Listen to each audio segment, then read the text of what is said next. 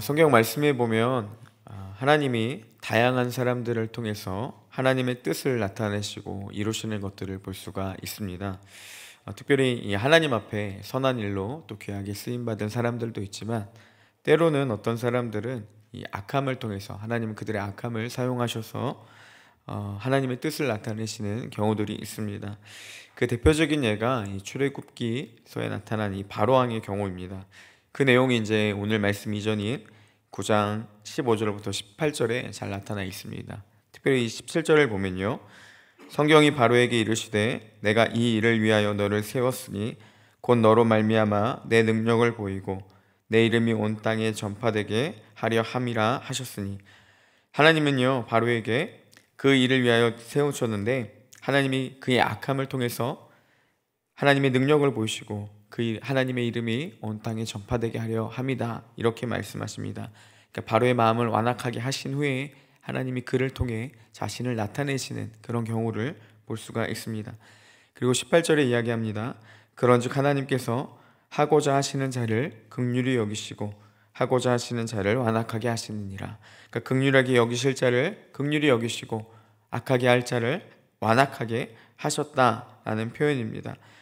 하나님은 이 긍휼하심을 받은, 하나님의 긍휼하심을 받은 이스라엘과 반대로 그 마음의 완악함을 통해서 사용된 이 바로의 모습을 대조적으로 보여주는 것을 볼 수가 있습니다.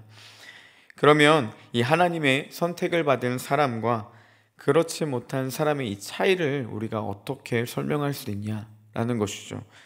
이런 의문으로부터 오늘 본문이 시작되는 것을 볼 수가 있습니다. 인류의 구원이 전적인 하나님의 주권이고 영역이고, 이 사람이 그 안에 선택할 수 있는 권한이 없다라고 한다면, 다시 말해서 우리가 이 구원받는 일에서요, 우리의 선택이 전혀 아무런 영향도 주지 못한다라고 한다면, 때로는 우리가 그런 하나님이 좀 부당하다라고 생각할 수도 있다라는 것이죠. 오늘 말씀 19절에도 이렇게 반문을 제시하고 있습니다. 혹 내가 내게 말하기를 그러면 하나님이 어찌하여 허물하시느냐, 누가 그 뜻을 대적하느냐 하리니. 현대인의 성경은 이 19절을 이렇게 번역했습니다. 그렇다면 어째서 하나님이 우리에게 잘못이 있다고 나무라십니까? 하나님의 뜻을 거역할 사람이 아무도 없지 않습니까? 라고 질문할 사람이 있는지 모르겠습니다. 무슨 내용이냐면요, 하나님이 긍휼히 여길 자를 긍휼히 여기시고 하나님이 택하신 자를 택하시고 완악하게 할 자를 완악하게 하셨다. 하나님이 그 택하지 않으신 자들을 내버려 두셨다라는 거죠. 이에 대해서 우리가 어떻게 반문할 수 있냐면, 그러면 모든 것이 하나님의 주권 안에 주어진 것이라고 한다면, 조금도 이 선택할 권리가 인간에게 없다라고 한다면, 그 하나님이 우리를 벌하실 때에 우리가 죄가 없다라고 반문할 수 있지 않겠냐. 하나님이 모든 것이 다 하나님께 달려있으면 우리의 완악함이 우리의 죄가 아니지 않냐, 이렇게 반문할지 모른다라는 것입니다. 제가 처음 신학을 공부할 때 이해되지 않았던 그 이론 중에 하나가 뭐였냐면요, 이 예정론이었습니다. 이걸 받아들이기가 좀 많이 힘들었습니다. 하나님이 구원받을 자를 미리 택하셨다, 예정하셨다라는 것이 제가 알고 경험한 그 은혜의 하나님, 우리가 흔히 말하는 사랑의 하나님과 너무나도 좀 괴리감이 느껴졌습니다. 하나님이 좀 부당해 보였고, 제가 여태까지 알고 있던 하나님과는 너무나도 다른 모습에 좀 그 내용을 받아들이기가 쉽지 않았습니다. 왜냐하면 만약에 하나님이 모든 사람들을 다 택하시고 구원받을 자를 미리 정하셨다라고 한다면, 우리가 많은 사람들에게 길거리 나가서 모독을 당하면서 때로는 그 많은 거절감을 당하면서 굳이 전도할 필요가 뭐가 있겠습니까? 왜냐하면 하나님이 이미 다 정하셨는데 우리가 그런 수고를 할 필요가 뭐가 있냐는 것이죠. 전도를 할 필요도 없고 매일 자녀들을 위해 기도할 필요도 없습니다. 가족의 구원을 위해서 매달릴 필요도 어떻게 보면 없는 것이죠. 이런 의문에 대해서 사도 바울이 오늘 본문을 통해 이렇게 말해주고 있습니다. 20절을 보니까요, 이 사람아 내가 누구이기에 감히 하나님께 반문하느냐, 지음을 받은 물건이 지은 자에게 어찌 나를 이같이 만들었느냐 말하겠느냐. 사도 바울은 먼저 이 이야기를 해주고 있습니다. 무슨 말이냐면, 우리의 위치를 바로 알라, 확실하게 알라, 이렇게 이야기를 해줍니다. 지음을 받은 피조물이 어떻게 감히 우리를 지으신 그 창조주 하나님께 항의할 수 있냐라고 반박하고 있습니다. 하나님을 마치 이 옆집 동네 아저씨처럼 여기는 것이 아니라 이 모든 권한과 주권을 가지신 높으신 분이라는 것, 하나님이 그렇게 창조주 되시는 분이라는 것을 너희가 먼저 알라, 이렇게 말해주고 있습니다. 21절에서도 이와 같이 말합니다. 토기장이가 진흙한 덩이로 하나는 귀 있을 그릇을, 하나는 천 있을 그릇을 만들 권한이 없느냐라는 것이죠. 토기장이가 그릇을 자기 마음대로 만들 권한이 없냐? 너희들을 마음대로 지지실 그 권한이 하나님에게는 없냐? 라고 반문하고 있다라는 것이죠. 결국 20절, 21절에서 바울이 강조하는 것은 이것입니다. 하나님의 주권을 너희가 먼저 인정하고 하나님이 어떠한 분이신지 먼저 알라라는 것입니다. 하나님은 자기 뜻대로 피조물을 만들 권한이 있으신 분이십니다. 그것에 대해서 피조물은 감히 그 위대하신 하나님 앞에 항변할 수 없다. 이게 우리와 하나님의 상황이고 위치다라는 것, 이것을 먼저 알아야 한다라고 강조하고 있는 것입니다.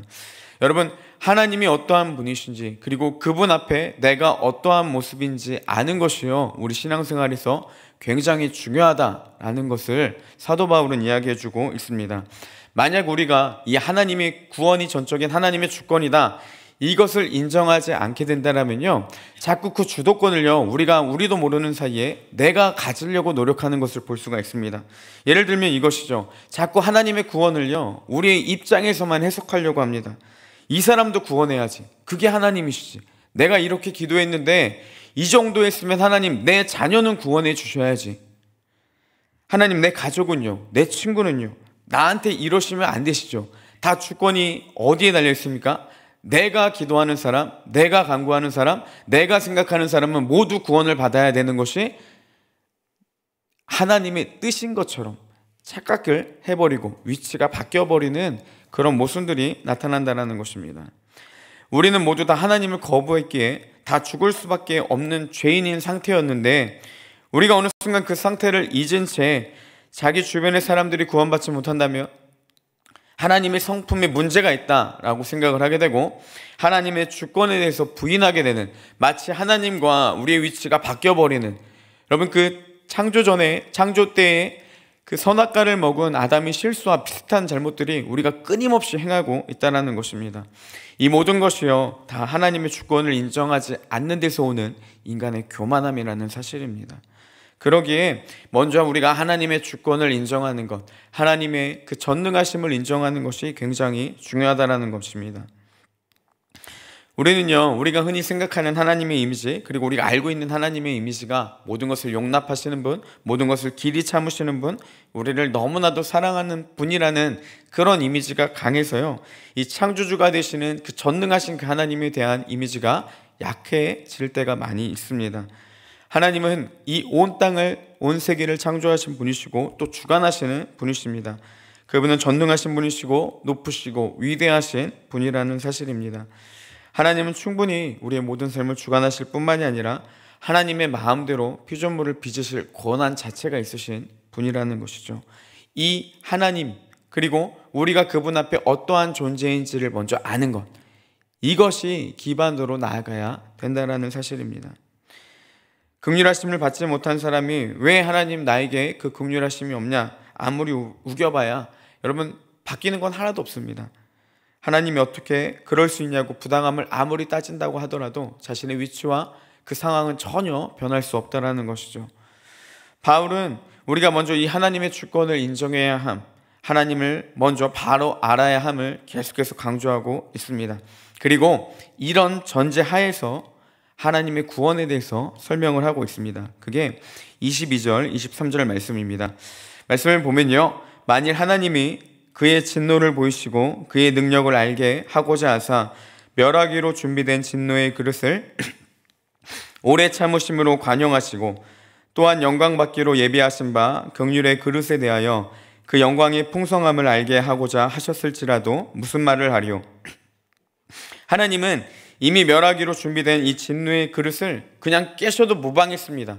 진노의 그릇으로 빚으셨기 때문에 그 그릇을 그냥 깨도 전혀 문제가 되지 않습니다. 그런데 하나님은요, 그렇게 하지 않기로 스스로 주권을 사용하셔서 선택하셨다는 겁니다. 진노의 그릇을 통해서 그를 깨뜨려도 화를 내도 무방하지만 그렇지 않도록 결정하신 것이 하나님의 선택이라는 것입니다. 즉 선택을 바꾸는 것도 하나님의 전적인 주권 아래에 있다라는 것을 오늘 말씀은 전해주고 있습니다. 결국 진노가 예비된 자들에게 바로 심판을 집행하지 않으시고 오래 참기로 결정하신 것이 하나님의 뜻이고 하나님의 주권이라는 사실입니다. 진노한 그릇을 향해서 하나님은 깨뜨리는 선택 대신 오래 참음과 관용을 선택하셨습니다. 그리고 이를 통해서 진노의 그릇을 긍휼의 그릇으로 바꾸신 것이 오늘 말씀에서 말하는 이런 하나님의 반전의 은혜를 이야기해주고 있습니다. 그리고 그 영광의 풍성함을, 놀라운 그 하나님의 은혜를 우리가 모두 알기를 원하신다라는 사실입니다. 결국 바울은 모든 사람이 다 하나님의 이 진노의 그릇이고 긍정적 선택을 받을 수 없는 다 모든 사람들이지만 하나님은 그들을 오래 참으심으로 긍휼의 그릇으로 바꾸시고 또 이를 통해 영광 받기를 원하셨다라는 것, 이것이 하나님이 인류를 향한 선택이며 주권이다라는 사실입니다. 보다 구체적인 표현이 24절에 나타납니다. 이 그릇은 우리니 곧 유대인 중에서뿐만이 아니라 이방인 중에서도 부르신 자니라. 하나님은 자신의 주권을 통해서 선택하셨습니다. 진노의 그릇을 바꾸셨고 또 유대인들뿐만이 아니라 이방인들 중에서도 우리를 끊임없이 부르신 것이 하나님의 선택이다라는 사실입니다. 하나님의 은혜와 긍휼의 주권을 통해 이 구원의 길이 열리게 된 것, 이것이요 그 모든 것들을 창조하신 전능하신 창조주 하나님이 택하신 선택이라는 사실입니다. 유대인들은 하나님을 거부했습니다. 그리고 예수 그리스도를 거부하는 것을 선택했지만 그들의 선택으로 인해 더욱더 그들은 죽을 수밖에 없는 운명이었지만 하나님의 긍휼과 은혜의 부르심으로 인해 이 하나님의 주권으로 인해서 유대인들뿐만이 아니라 이방인들 모두에게 이 진노의 그릇에서 긍휼의 그릇으로, 그러니까 다시 그들을 향해 하나님이 바꾸시는 선택을 하셨다라는 것입니다. 이를 통해 모든 이들이 하나님의 은혜를 누리게 하신 것, 이것이 이 땅을 주관하시는 창조주 되시는 하나님의 선택이라는 사실입니다. 이제 말씀을 정리하겠습니다. 여러분, 하나님의 주권을요 가끔은 독단적이고 무자비한 주권이라고 생각할 때가 있는데 전혀 그렇지 않다라는 것이죠. 그분의 주권은 사람을 살리는 은혜이며 하나님의 선택은 사랑 그 자체라는 사실입니다.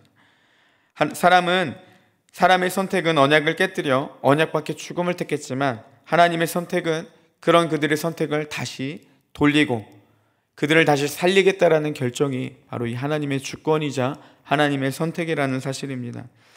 이런 하나님의 구원의 역사에 대해서 우리가 감히 불의하다, 공정하지 못하다라고 감히 이야기할 수 없다라는 것이죠. 오히려 감사와 감격과 그 안에 깊은 은혜를 누리는 것이 우리가 마땅한 하나님 앞의 반응이라는 사실입니다. 우리는 언제나 거부의 손을 내밀었지만 하나님은 그런 우리를 붙들기로 한 것이 이 땅을 창조하신 전능하신 하나님의 선택이라는 사실입니다. 전적인 자신의 구원으로, 주권으로 우리를 구원하신 것이 하나님의 선택임을 우리는 늘 잊지 말아야 한다는 것이죠. 하나님은 이것을 확증하기 위해서 친히 예수 그리스도를 보내심으로 우리를 죄에서 구원하기 위해 십자가에서 자신의 사랑과 선택을 확증하셨고 우리를 향한 자기의 사랑을 친히 나타내 보이셨습니다. 날마다 이런 하나님의 은혜에 대한 깊은 감격과 감사가 넘쳐나서 삶의 순간마다 이제는 우리의 결정이 우리도 역시 하나님을 택하는 결정으로, 그리고 날마다 우리를 끊임없는 은혜 가운데 택하기로 선택하신 그 하나님의 은혜에 감사하며 나아가는 우리 온사랑교회가 되기를 주님의 이름으로 축복합니다. 함께 기도하겠습니다.